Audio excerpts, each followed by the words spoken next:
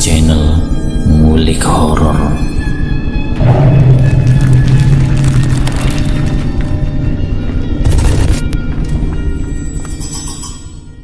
Assalamualaikum warahmatullahi wabarakatuh. Jumpa kembali di channel Ngulik Horor. Channel kami menceritakan tentang kisah-kisah misteri yang mungkin bisa menemani agan-agan dan sista semua ya. Kali ini saya akan membawakan kisah misteri yang ditulis oleh @ras140217. Kalian juga dapat mengunjungi tweet beliau langsung ya. Nanti link saya akan sediakan di kolom deskripsinya. Oh ya, dalam cerita ini nama dan tempat saya samarkan semua ya, untuk menjaga privasi pihak yang terlibat di dalamnya. Yuk daripada kita lama-lama, langsung saja kita simak ceritanya. Kali ini saya akan membawakan kisah misteri yang berjudul Lahan Pemakaman Bekas Tumbal Pesugihan. Malam itu Ayu masih bergelut dengan pekerjaannya. Ia berusaha melakukan yang terbaik untuk pekerjaan yang selama kurang lebih 4 tahun ini sudah ia jalani. Dan memang beberapa bulan terakhir ini tempat ia bekerja mengalami penurunan dan kemungkinan besar akan bangkrut. Maka dari itu banyak sekali karyawan-karyawan yang diberhentikan dengan uang pesangon yang tidak seberapa. Aku tidak ingin terjadi hal buruk itu pada dirinya, karena mengingat susahnya mencari pekerjaan zaman sekarang. Temannya yang lulus kuliah pun masih menganggur sampai sekarang. Lalu bagaimana nasibnya Ayu yang hanya lulusan SMP? Suatu keberuntungan yang harus ia pertahankan bisa masuk ke perusahaan tempatnya bekerja itu. Dan hal itulah yang sekarang Ayu lakukan, mempertahankan pekerjaannya yang sudah diambang pintu. Sesekali Ayu menghela nafas panjang. Rasa kantuk yang menyerangnya coba ia hiraukan dan tetap fokus pada kerjaannya. Dari kejauhan lama-lama terdengar suara langkah kaki menuju ke ruangannya. Ayu menunggu siapa kira-kira yang datang di tengah malam seperti itu. Seorang wanita cantik berusia 40 tahun terlihat berdiri di depan pintu tersenyum ke arah Ayu, yang pada saat itu juga tengah melihat ke arah si wanita cantik. "Belum pulang yuk?" tanya si wanita cantik sembari berjalan mendekat ke arah Ayu. Langkah kakinya di atas lantai menciptakan suara yang cukup bagus di telinga Ayu. "Saya beruntung memiliki karyawan sepertimu, Ayu," ucap si wanita cantik sambil menghela nafas berat.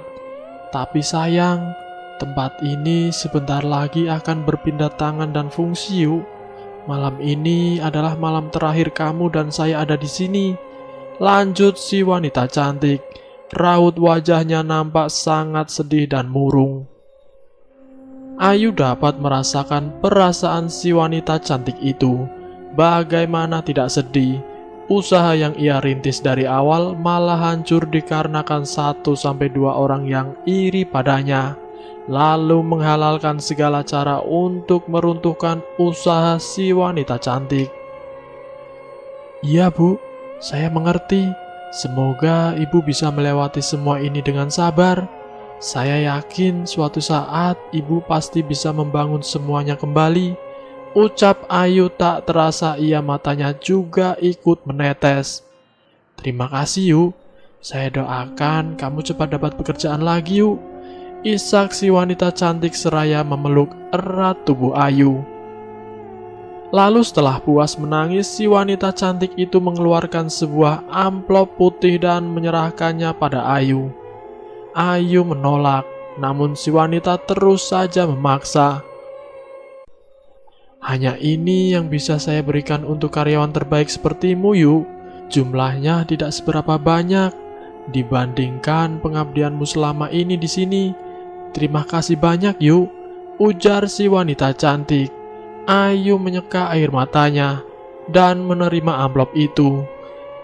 Sebelum pergi, Ayu kembali memeluk bosnya. bos yang sangat baik dan ramah kepada karyawannya. Ayu berjalan keluar. Di tangannya ada beberapa barang dan sebuah tas terselempang di bahunya. Saat ia menuruni anak tangga, tiba-tiba terasa hembusan angin menyapu tengkuknya. Ayu seketika menghentikan langkahnya dan perasaan aneh mulai terasa. Saat ia sampai di bawah dan ingin membuka pintu keluar, entah dari mana sesuatu terjatuh di depannya dari atas. Mata Ayu melotot, dadanya terasa nyeri dan sesak. Nafasnya berat saat melihat sesuatu yang terjatuh dari atas itu. Sebuah tubuh terjatuh terlungkup dengan kaki yang patah dan kepala dipenuhi darah. Seketika setelah sadar dengan apa yang dilihatnya, Ayu berteriak histeris hingga satpam yang berada di pos jaga depan berdatangan. Mereka begitu tak menyangka akan apa yang mereka lihat. Seorang bos yang begitu baik dan peduli pada karyawannya malah berbuat nekat dan melakukan bunuh diri. Seorang satpam itu dengan cepat memeriksa denyut nadi si wanita cantik dan untuk beberapa saat kemudian, "Cepat panggil ambulan," teriaknya. Dengan tangan yang gemetar, Ayu mencoba mengambil handphonenya Ayu. Namun mungkin karena terlalu gugup, Ayu malah tidak bisa menemukan HP-nya. Untungnya satpam yang lain langsung bertindak cepat untuk menghubungi ambulan. Seketika beberapa saat kemudian sirene ambulan terdengar mendekat, memecah keheningan malam itu. Petugas mobil ambulan tersebut langsung bergerak cepat memindahkan tubuh si wanita cantik ke dalam ambulan. Ayu juga berada di sana. Ia tak henti-hentinya menangis dan berdoa. Sesampainya di rumah sakit dan baru saja akan keluar dari ambulan, Ayu tiba-tiba terjatuh tak sadarkan diri. Saat ia siuman, ternyata dirinya sudah berada di ruangan rumah sakit. Saat ia keluar dari ruangan tersebut, ternyata di luar sudah ada banyak keluarga dari si wanita cantik yang sedang menunggu, dan beberapa terlihat menangis. Tidak beberapa lama kemudian, dokter mengabarkan bahwa si wanita cantik sudah meninggal beberapa saat yang lalu karena luka bagian kepalanya begitu parah hingga mengakibatkan tulang tengkorakannya rusak. Ayu terduduk lemas. Terlebih pihak keluarga yang mendengar kabar tersebut tak ada yang pernah tahu tentang kematian. Ia bisa datang kapanpun dan dimanapun tanpa permisi, mengambil jiwa-jiwa yang sudah mencapai puncak batas kehidupan. Itulah yang disebut takdir kematian. 7 bulan telah berlalu. Ayu sudah beberapa kali melamar pekerjaan di beberapa tempat yang berbeda, namun tak satu pun diterima. Ia benar-benar telah putus asa. Bahkan sekarang makan pun ia harus bergantung dan membebani kakeknya yang sudah sangat tua. Hingga di suatu hari, saat ia membaca sebuah lowongan kerjaan di halaman beranda Facebook grupnya, tertulis sebuah lowongan pekerjaan. Dibutuhkan seorang wanita maksimal berusia 30 tahun untuk mengasuh seorang lansia. Di sana juga dituliskan tanpa persyaratan apapun, yang berarti tidak membutuhkan ijazah dan lain-lain. Tanpa pikir panjang, Ayu langsung menyalin nomor HP yang merupakan pemilik lowongan pekerjaan tersebut. Lalu ia mengirimkan sebuah SMS dengan kata-kata yang sopan dan berharap bisa diterima bekerja sebagai pengasuh lansia di rumah si pemilik lowongan. Dan tak menunggu beberapa lama ada sebuah telepon masuk. "Halo, apa kabar? Ini dengan Nak Ayu?" tanya suara di seberang sana lembut. "Iya Bu, kebetulan saya belum mendapatkan pengasuh untuk bapak saya. Jadi kalau Nak Ayu berkenan, silahkan datang ke alamat yang baru saja saya kirimkan di SMS," ujar suara itu. Tentu saja Ayu sangat senang dan bahagia mendengar perkataan dari si wanita di seberang telepon. Setelah berterima kasih berkali-kali, Ayu langsung bersiap-siap untuk ke alamat yang dikirimkan si wanita tadi. Sekitar 1,5 jam perjalanan, Ayu tiba di depan sebuah rumah yang memiliki pagar tinggi yang dipenuhi dengan tumbuhan merambat. Setelah menunggu beberapa saat, ada seorang wanita parubaya yang membukakan pintu. Saat kakinya melangkah masuk, Ayu melihat halaman rumah yang begitu luas namun nampak tak terawat. Terbukti banyak tanaman dan bekas pot-pot bunga di mana-mana, namun semua tanamannya mati tak terurus.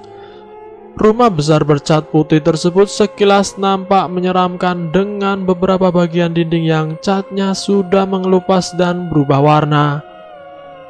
"Selamat datang, Nak Ayu," ucap seorang wanita berusia 35 tahun yang berdiri di depan pintu dengan wajah yang tersenyum ramah. Setelah mengobrol sebentar, Ayu langsung dipersilakan masuk dan melihat keadaan si kakek yang akan diasuhnya.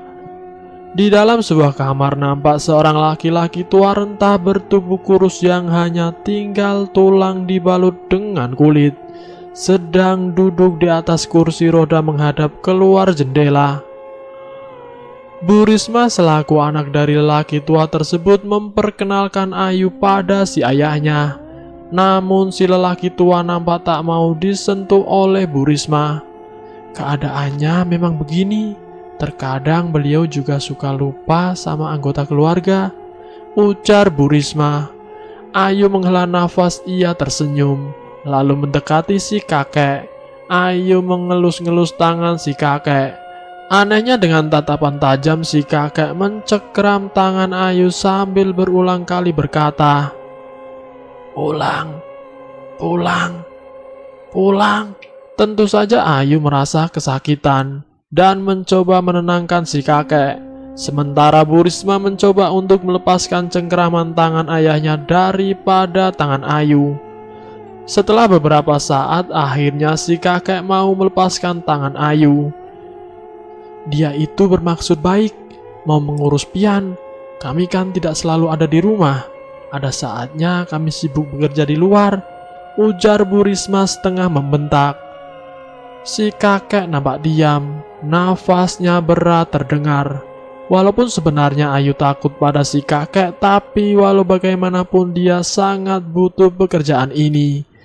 Setelah beberapa saat, ia dan Bu Risma keluar. "Bagaimana, Yu? Apa kamu masih akan tetap mau merawat bapak saya? Dia itu memang agak kasar. Maklumlah, sudah tua," kata Bu Risma seraya memegang pundak Ayu. Ayu tersenyum. "Saya mau, Bu.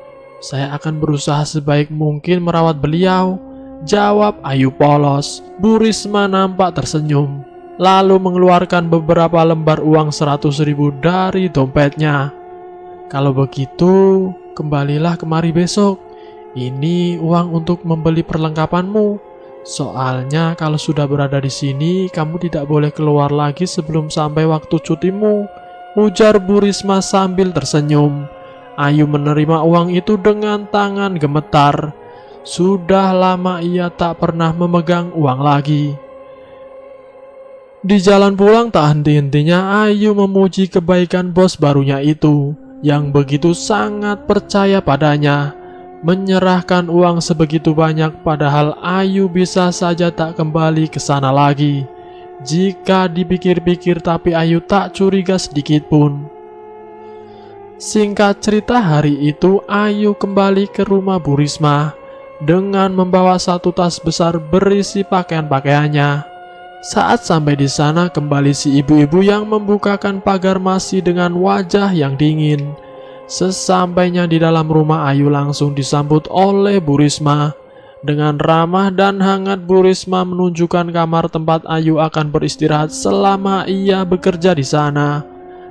Hari itu juga Ayu langsung bekerja mengurusi kakek, mulai dari memandikan, memakaikan baju dan celana, atau bahkan membersihkan kotoran si kakek.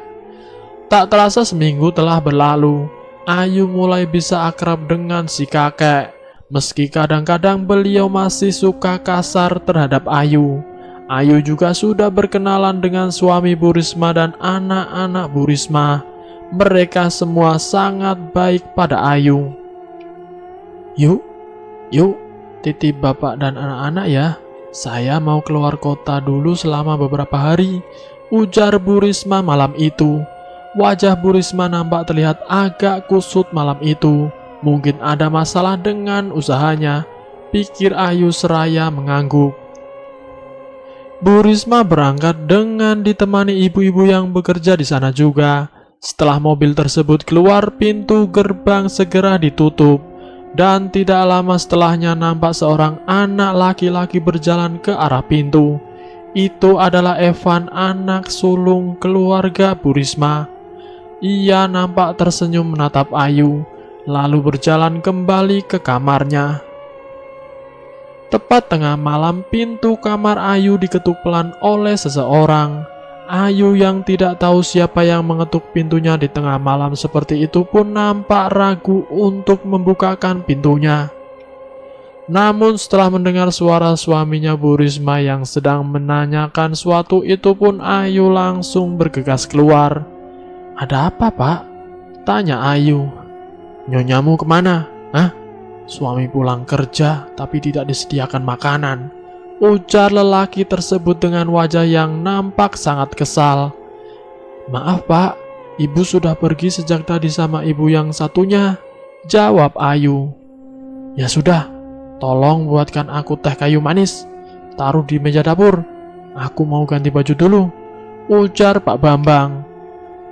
Tanpa berani membantah, Ayu langsung berjalan ke arah dapur. Di sana ia mengisi air ke dalam ceret dan memasukkan sebatang kecil kayu manis lalu menyeduhkan. Sambil menunggu air panas, ia menyiapkan gula dan teh di dalam gelas. Namun tiba-tiba Pak Bambang sudah berada tepat di belakangnya dan langsung melingkarkan tangannya di pinggang Ayu. Ayu sangat kaget dan langsung meronta melepaskan diri. Namun pelukan Pak Bambang sangat kuat. Tenaga kecil Ayu tak bisa untuk melepaskannya. Ayu mencoba berteriak, namun mulutnya seketika ditutupi oleh Pak Bambang. Pak Bambang yang sudah seperti kesetanan itu langsung menggarap tubuh Ayu. Ayu yang tak punya kekuatan untuk melawan itu pun hanya bisa menangis dengan mulut yang masih ditutupi. Setelah melakukan hal yang tidak seharusnya pada Ayu, Pak Bambang langsung pergi, membiarkan Ayu yang menangis dengan tubuh yang setengah telanjang. Keesokan harinya saat Ayu sedang menyuapi si kakek, ia dipanggil oleh Pak Bambang. Jantung Ayu seketika berdetak dengan kencang, ia masih takut akan kejadian tadi malam. Si kakek yang sudah mulai menyayangi Ayu langsung menahan tangan Ayu saat ia akan pergi keluar. Ayu, teriak Pak Bambang. Dengan tergesa-gesa Ayu langsung berjalan keluar. "Jangan beritahu apa yang terjadi tadi malam pada Bu Risma. Jika sampai kau memberitahukan itu semua, saya tidak akan segan-segan memecatmu dari pekerjaan ini. Mengerti?" bisik Pak Bambang sembari menyelinapkan berlembar-lembar uang 100 ribuan di dalam baju Ayu. Ayu sangat-sangat merasa terhina oleh kelakuan Pak Bambang. Dengan mata yang sudah berair, Ayu menyebarkan uang itu pada si lelaki. "Saya bukan pelacur. Saya akan tetap melaporkan apa yang telah Bapak lakukan terhadap saya pada Bu Risma. Dan satu lagi, saya memang orang miskin, tapi saya tidak takut dipecat," ujar Ayu emosi seraya melemparkan uang itu ke wajah Pak Bambang. "Jangan main-main dengan saya, Yu. Jika saya hancur, keluargamu pun harus hancur," bentak Pak Bambang seraya berjalan meninggalkan Ayu. Ayu menangis terisak. Setelah ia merasa lebih tenang, Ayu langsung mengumpulkan uang yang tadi ia lempar. Ayu sengaja mengumpulkan uang itu untuk bukti pengaduannya pada Bu Risma nanti. Uang itu cukup banyak, ada 2.500.000. Namun entah mengapa Ayu merasa benci melihat uang tersebut. Lalu setelahnya ia kembali ke kamar si kakek. "Kau tak apa-apa, Cu?" tanya si kakek. Ayu menggeleng dan berusaha tersenyum. "Matamu seperti habis menangis," kata si kakek sembari mengusap kepala Ayu. "Kau dimarahi Bambang ya?" tanyanya lagi. Ayu menggeleng. "Saya rindu kakek saya," jawab Ayu. "Kakekmu beruntung punya cucu yang perhatian sepertimu. Sayangnya aku tidak seberuntung kakekmu," ucap si kakek. Pada saat malam harinya, Ayu bermimpi berada di sebuah lahan pemakaman, dan ia seperti tidak asing dengan sesuatu yang berada di sekitar jalan pemakaman tersebut. Pada saat ia terbangun dari tidurnya, Ayu kembali mengalami pelecehan dari Pak Bambang yang masuk ke dalam kamarnya secara diam-diam. Kali itu Ayu diancam dengan sebuah foto kakeknya. "Kau tahu siapa dia, Yu? Kalau kau sampai berani melawan ataupun melaporkan ini semua pada Risma, aku akan menyakiti orang yang ada di dalam foto ini," ujar Pak Bambang dengan senyum liciknya. Singkat cerita, hari itu Ayu membawa si kakek keluar dari rumah dan membawanya berjalan-jalan mengelilingi rumah besar tersebut. Saat berada pada salah satu titik, Ayu tanpa sengaja mengedarkan pandangannya ke arah jendela di kamar atas. Nampak seorang memakai gaun hijau berambut pirang tengah berdiri menatap ke arah Ayu dengan lekat. Namun anehnya, perempuan yang ia lihat tadi tiba-tiba menghilang ketika Ayu mengalihkan pandangannya sesaat. Saat Ayu kembali melihat ke arah si perempuan tadi, ternyata di sana sudah tidak ada siapa-siapa. Secepat itukah ia pergi? Gumam Ayu tanpa sadar. "Siapa, Cu?" tanya si kakek. Ayu gelagapan sendiri mendengar pertanyaan dari si kakek. Ia enggan untuk memberitahukan apa yang sudah ia lihat pada kakek. Itu tadi maksud Ayu tikus," jawab Ayu sekenanya. Si kakek nampak diam. Tiba-tiba ia menarik tangan Ayu dan meminta Ayu untuk mendekatkan telinganya kepada si kakek. "Kau sudah melihatnya?" tanya si kakek berbisik. "Wanita berambut pirang itu," lanjut si kakek. "Dek, dari mana kakek tahu?" batin Ayu. "Memangnya itu siapa?" tanya Ayu juga berbisik. Saat si kakek akan menjawab, tiba-tiba dari arah atas melayang sebuah pot bunga kosong mengenai punggung Ayu. Ayu nampak meringis kesakitan. Namun saat ia melihat ke arah atas, tak nampak siapapun di sana. Dengan cepat si kakek langsung menunduk dan melepaskan tangan Ayu. Malam pun tiba. Hujan dan petir di malam itu membuat Ayu enggan keluar dari kamar. Ia mengunci rapat pintunya dan menambahkan beberapa kunci tambahan di depan pintu agar Pak Bambang tidak bisa masuk dan melecehkannya lagi. Ayu menutup rapat tubuh mungilnya dengan selimut. Namun karena selimut itu sangat tipis, rasa dingin pun masih menyerang tubuh Ayu. Lalu ia bangun dan mengambil jaketnya serta sarung untuk menambah tebal selimutnya. Lalu setelah merasa hangat, Ayu mulai memejamkan matanya. Akan tetapi hanya beberapa saat saja ia menutup matanya. Ia mendengar suara teriakan seorang wanita dari arah luar rumah. Awalnya Ayu tidak terlalu menanggapi suara tersebut. Namun semakin lama suara itu semakin terdengar mendekat dan berpindah-pindah. Ayu bangun dan duduk di pinggir kasurnya. Ia mencoba menyaring suara itu lagi. Ya, itu adalah suara manusia. Ayu segera beranjak ke arah jendela, lalu mengintip keluar di bawah derasnya hujan. dan kilat yang menyambar-nyambar. Ayu melihat 3 orang yang menggunakan jas hujan sedang menyeret seorang wanita di luar. Jantung Ayu seketika berpacu dengan kencang. Siapa mereka? Apa yang sedang terjadi pada gadis itu? Pikir Ayu kalut tanpa pikir panjang.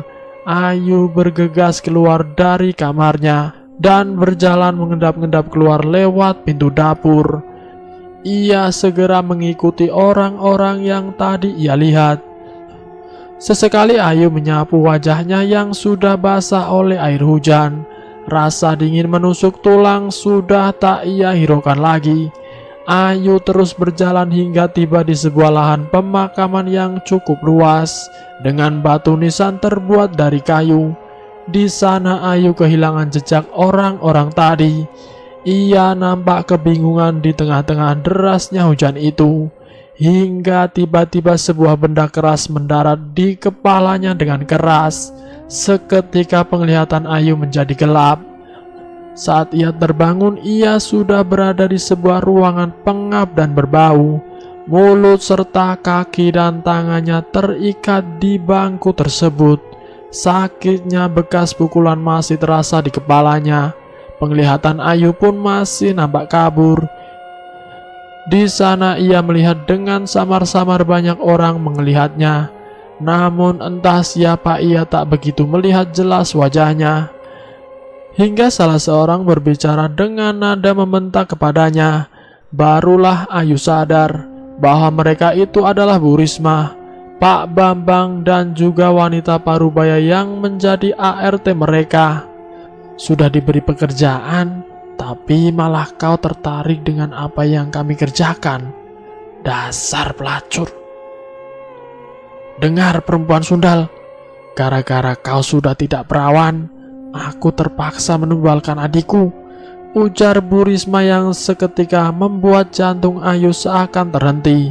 Tiba-tiba sebuah tamparan dan tendangan juga pukulan mendarat di tubuh Ayu tanpa ia bisa melawan. Rasa sakit yang teramat sangat, apalagi ketika salah satu di antara mereka meremas dengan keras payudara Ayu. Rasa nyeri yang teramat sangat membuat Ayu berteriak dan menangis sejadi-jadinya. Siksaan tidak hanya sampai di sini. Berkali-kali Ayu dipukul menggunakan kayu di bagian kakinya sampai berdarah. Dia yang memperkosaku. Dia yang telah merenggut keperawananku, teriak Ayu. Siapa? Bentak Bu Risma seraya menjambak rambut Ayu hingga banyak rambutnya yang tercabut paksa. Suamimu, dia bajingan, dia bangsat, teriak Ayu bergetar menahan sakit di sekujur tubuhnya. Siksaan terhadap Ayu terhenti. Kini terlihat Bu Risma yang mengamuk dan menyerang suaminya. Hingga perkelahian kedua pasutri itu pun tak dapat dilerai lagi oleh si ART. Semuanya kembali menjadi gelap. Cuk, bangun, ini kakek, ujar seorang berusaha menyadarkan Ayu yang masih pingsan akibat siksaan tadi. Ayu membuka matanya pelan. Namun Ayu tahu siapa yang berada di hadapannya itu. Kasihan kamu, Cuk. Kakek akan membebaskanmu. Ayo, bangun. Sadar, Cuk, ucap si kakek. Kenapa kakek ada di sini? Bukannya kakek tidak bisa jalan, ujar Ayu sambil sesekali meringis. Nanti kakek ceritakan. Tapi tidak sekarang. Sekarang aku harus membawamu keluar dari lingkaran setan ini, ujar si kakek memapa Ayu. Ayu tak menyangka kalau kakek itu ternyata sangat sehat. Berarti selama ini mereka hanya berakting atau apalah. Haruskah aku percaya pada kakek ini? Batin Ayu terasa mengeluarkan pertanyaan yang ia sendiri pun tidak mampu menjawabnya. Gawat, mereka rupanya sudah berbaikan, gumam si kakek saat melihat 2 orang yang berjalan dari kejauhan. Kakek itu segera membantu Ayu untuk bersembunyi dan berjalan mengelilingi pemakaman menuju jalan keluar. Ayu yang masih lemas dan kesakitan akibat siksaan dan pukulan tadi, ia melihat banyak sekali orang-orang yang berjejer di sana. "Siapa mereka?" tanya Ayu pelan. "Tidak ada siapa-siapa, kita hanya berdua," jawab si kakek dengan suara yang sudah terdengar kelelahan. Cahaya sinar mulai terlihat, dan langkah kaki si kakek yang membawa Ayu itu pun langsung dipercepat. Akhirnya setelah melewati perjalanan yang cukup menegangkan, mereka berdua berhasil keluar dari pemakaman.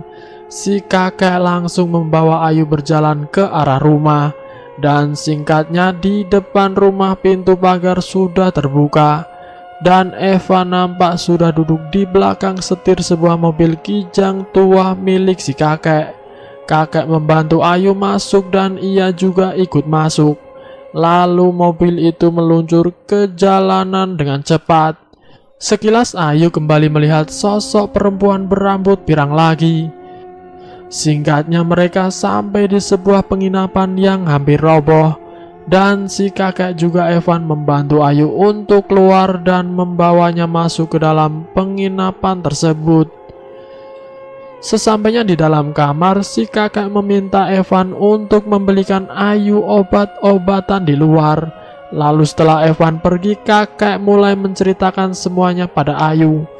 "Wanita yang kau lihat itu adalah sosok hantu pesugihan itu, Cuk.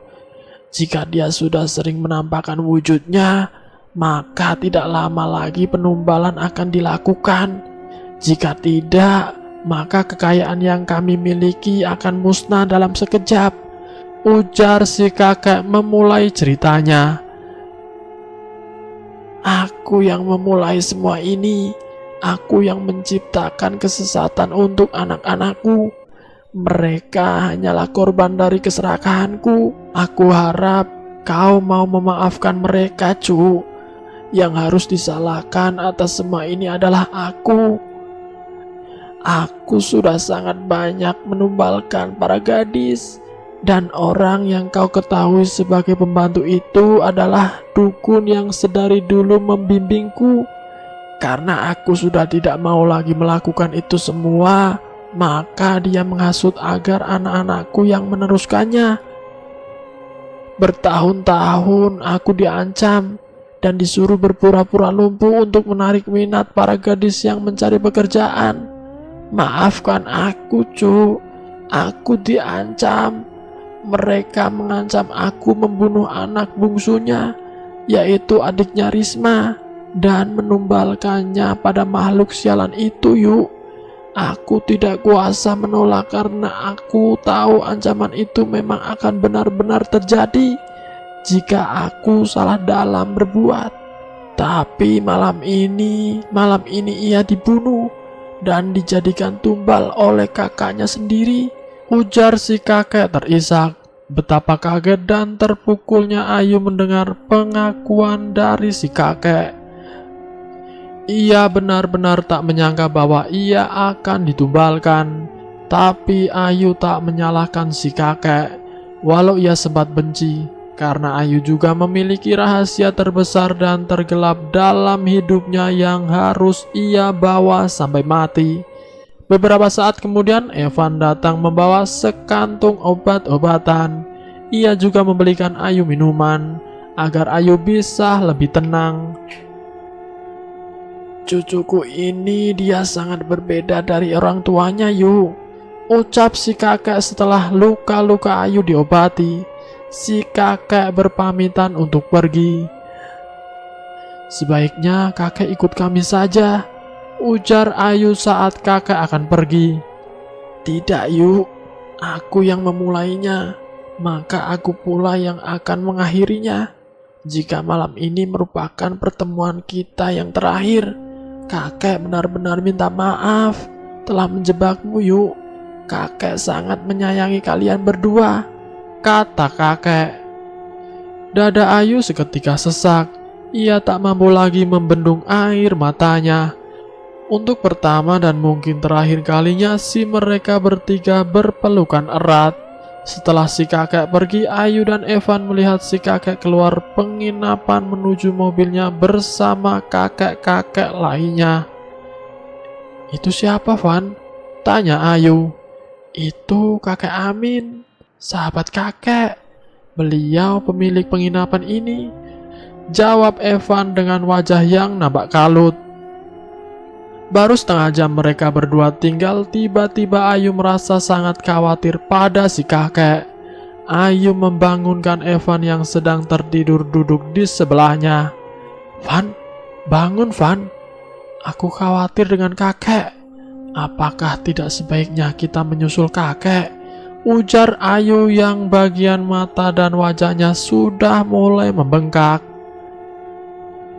"Aku tidak mau. Kedatangan kita ke sana malah mengganggu fokus kakek. Aku yakin beliau pasti aman bersama kakek Amin," jawab Evan. Ayu menghela nafas panjang. Pikirannya saat itu benar-benar kacau. Nafas Ayu seketika naik turun mengingat betapa ia sangat menyayangi kakeknya itu. Ayu memukul-mukul lantai karena kesal dan bingung dengan apa yang harus ia perbuat. "Tenang, kurasa mereka tidak akan tahu secepat itu tentang keluargamu. Walaupun kemungkinannya ada, tapi ya pasti itu membutuhkan waktu. Tidak malam ini, kita masih punya waktu untuk berbuat sesuatu. Jadi lebih baik sekarang kita tunggu saja kabar dari kakek," ujar Evan. Ayu menangis. "Lalu bagaimana kalau ayahmu tahu tentang kakekku? Aku pernah diancam saat itu. Ayahmu, Pak Bambang, menunjukkan gambar kakekku. Dia tahu di mana kakekku, keluargaku." "Diancam apa? Masalah tumbal itu?" tanya Evan. "Saat dia memperkosa aku," ujar Ayu tanpa sadar. Evan menatap lekat pada Ayu. Nampak ia mengepalkan tangannya. "Biadab. Aku tidak punya keberanian untuk melawan, Van. Aku..." Isak Ayu tak disangka Evan malah memeluk Ayu. Dia ikut menangis. Lalu tak beberapa lama Evan melepaskan pelukannya. "Aku akan menyusul kakek," kata Evan. "Aku ikut." "Tidak, sebaiknya kamu di sini saja. Di sini lebih aman." Tapi Ayu tetap bersikeras ingin ikut. Akhirnya mau tak mau Evan mengiyakan dan mereka berdua keluar dari kamar menuju ke sebuah ruangan di penginapan tersebut. Setelah membongkar dan mengacak-ngacak semua barang yang ada di sana, akhirnya Evan menemukan sebuah kunci motor. Lalu ia menarik tangan Ayu untuk menuju ke parkiran. Nampak sebuah motor bermerek Astra terparkir di sana. Evan segera mencocokkan kuncinya pada motor tersebut. Lalu setelah motor berhasil dihidupkan, keduanya pun berangkat. Lampu motor itu menyibak gelapnya malam dan hujan yang masih nampak turun, meski tak sederas tadi. Di tengah jalan saat Evan memacu laju motornya, tiba-tiba mereka berdua melihat seorang wanita sedang berdiri di tengah jalan. Wanita itu adalah yang pernah Ayu lihat sebelumnya. Saat Evan akan menghindari si wanita, mereka berdua malah terjatuh karena nabrak pembatas jalan. "Sialan," umpat Evan sementara Ayu langsung berusaha bangun dan melihat ke sekelilingnya. Mereka berdua terluka karena tergores bebatuan di pinggir jalan. Evan berjalan ke arah si wanita yang tadi menghalanginya. Namun tak ada siapa-siapa di sana, hanya mereka berdua dengan Ayu yang ada di sana. Menyadari ada sesuatu yang aneh, Evan langsung berlari ke arah Ayu. Ia hanya diam berusaha menutupi perasaannya. Ia tak ingin membuat Ayu takut. Padahal tanpa Evan tahu, Ayu juga sudah beberapa kali melihat si perempuan yang tadi. Dan perempuan itulah yang disebut hantu pesugihan oleh si kakek. Setelah beberapa saat mencoba dan mencoba, akhirnya motor berhasil hidup. namun lampunya mengalami kerusakan akibat terjatuh tadi. Lampunya tak menyala. Bagaimana ini? Aku tidak bisa melihat dalam kegelapan, tanya Evan. Pelan-pelan saja, Van. Aku yakin kamu pasti bisa. Lalu mereka berdua pun kembali melanjutkan perjalanan di kegelapan tanpa penerangan sama sekali. Beberapa kali mereka berdua hampir celaka karena diganggu oleh penampakan-penampakan sosok menyeramkan di jalanan gelap tersebut. Hingga akhirnya mereka pun sampai di depan pintu pagar. Evan memarkirkan motornya di luar pagar lalu mengendap-endap masuk ke dalam. Di dalam nampak sunyi. Dengan kaki yang terpinjang-pinjang sambil menahan rasa sakit, Ayu berjalan di belakang Evan. Mereka langsung berjalan ke arah rumah. Namun di dalam rumah sepertinya tidak ada orang sama sekali. Aku rasa mereka ada di kuburan, Van, ucap Ayu. Kuburan? Lalu Ayu segera berjalan keluar rumah. Ia mencoba mengingat-ingat jalan yang menuju ke kuburan itu lagi. Dari kejauhan terdengar suara-suara ayam yang berkokok bersahut-sahutan menandakan sebentar lagi akan tiba fajar. Untung saja Ayu berhasil mencari kuburan-kuburan itu. Beberapa kali Evan terjatuh akibat kakinya yang tidak sengaja tersandung nisan. Mereka berdua terus berjalan di antara kuburan-kuburan. Hingga akhirnya mereka berhasil menemukan tempat yang sebelumnya digunakan untuk mengikat dan menyiksa Ayu tadi. Nampak dari luar tak ada suara apapun. Akhirnya Evan memberanikan diri untuk masuk ke dalam. Aroma-aroma busuk menyengat menusuk hidung. Evan hampir mutah dibuatnya. Ada apa, Van? Apakah kakek ada di sana? Tanya Ayu. Kosong, jawab Evan bergegas keluar. Kemana mereka? Batin Ayu bingung. Beberapa saat mereka duduk menunggu, hingga tiba-tiba terdengar kresek bunyi dari arah belakang. Brak! Evan dipukul hingga terjatuh.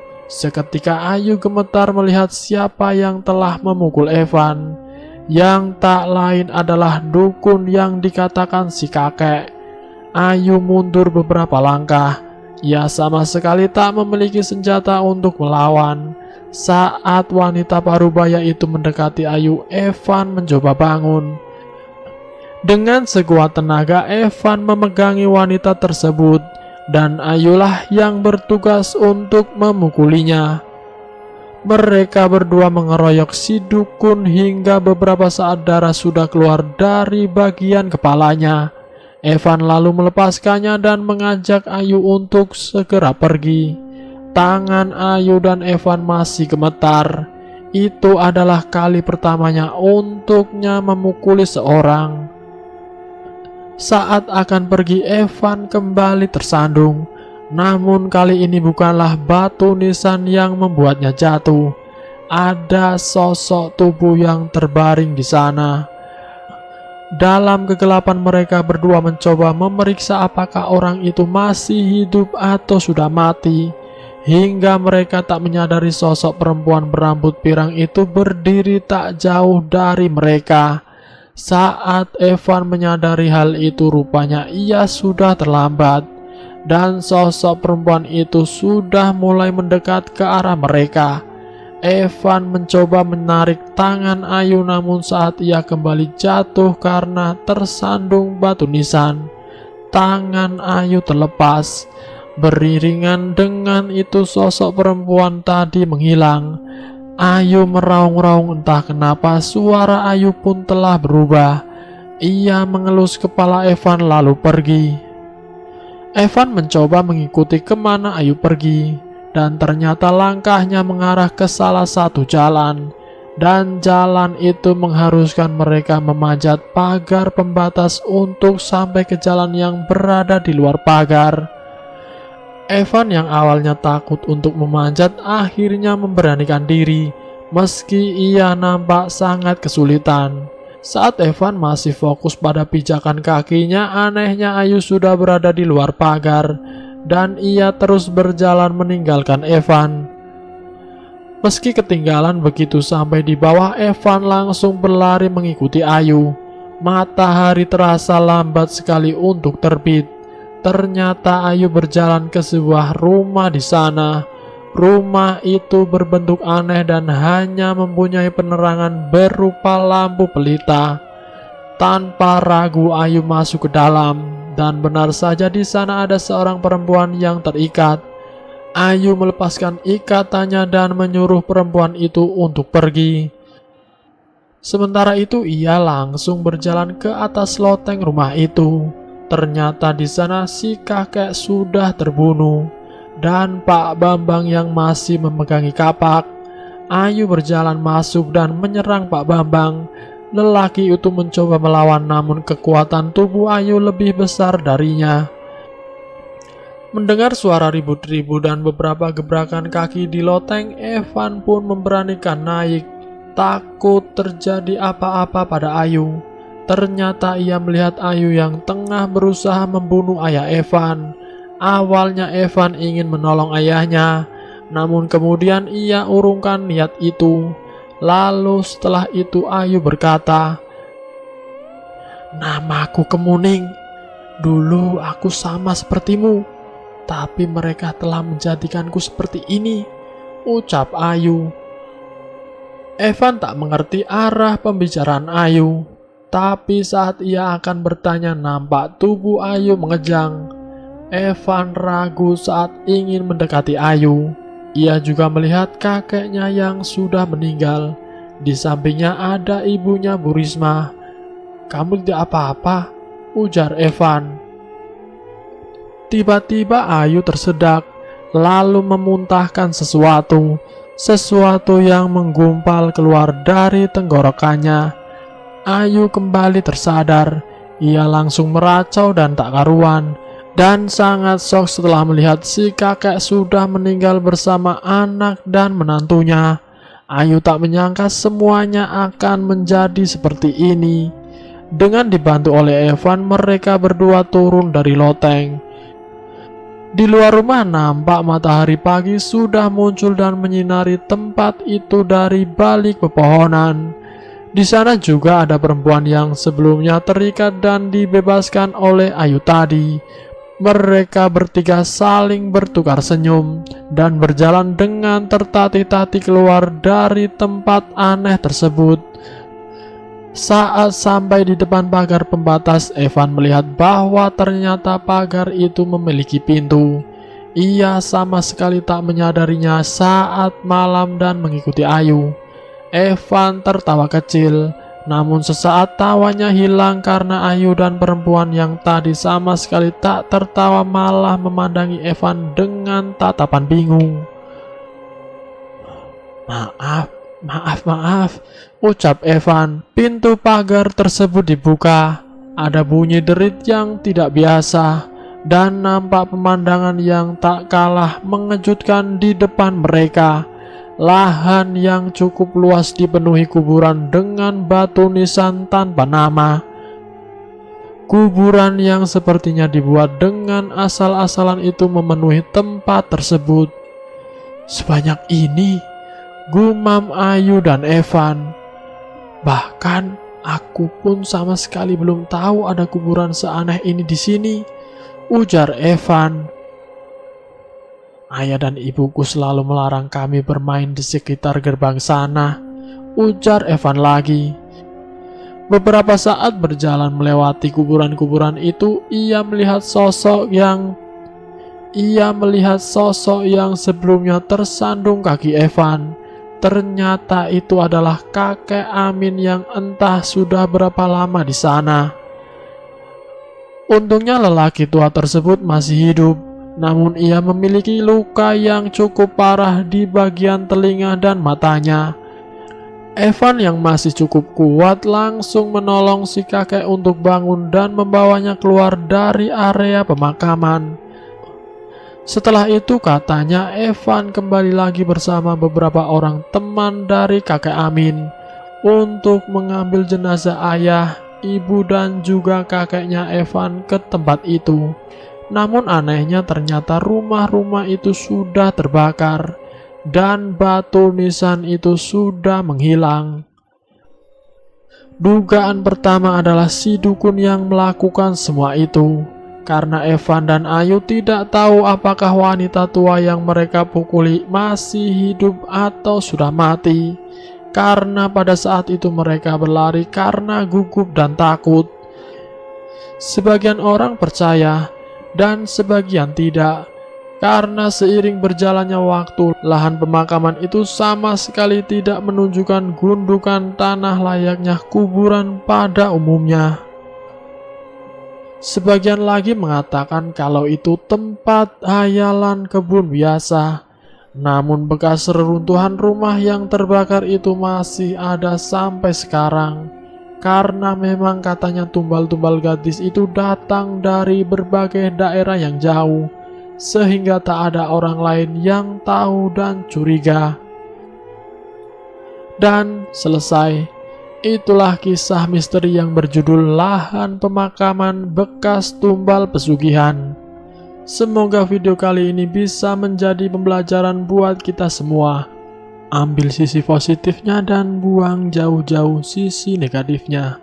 Semoga kita semua selalu dalam lindungannya. Terima kasih sudah mampir di channel kami. Jika kalian tertarik dengan video kami, silahkan tekan tombol like, share, dan komen. Tekan subscribe untuk mengikuti video kami selanjutnya. Wassalamualaikum warahmatullahi wabarakatuh.